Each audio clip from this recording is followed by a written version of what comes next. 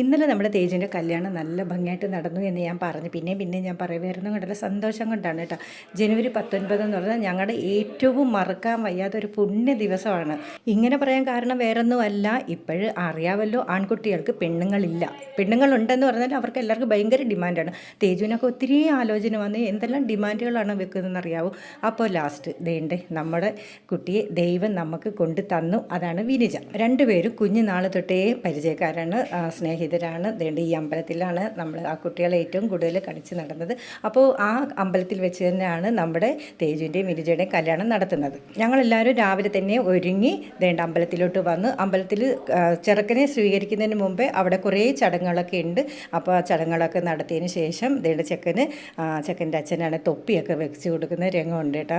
ഈ പൂജയും മറ്റും എല്ലാം പൂക്കൾ കൊണ്ട് താലി അലങ്കാരവും എല്ലാം കഴിഞ്ഞിട്ടാണ് ചെക്കനെ പെണ്ണിൻ്റെ ആങ്ങളെ വന്ന് സ്വീകരിച്ചു മണ്ഡപത്തിലോട്ട് ആനയിക്കുന്നത്. ഇനി ബാക്കിയുള്ള വീഡിയോ ഞാൻ പുറകെ ഇടുന്നതാണ്. അപ്പോൾ നാളെയും കൂടെ കഴിഞ്ഞാൽ ഞാൻ ഫ്രീ ആണ്. എല്ലാവർക്കും റിപ്ലൈ തരാവേ.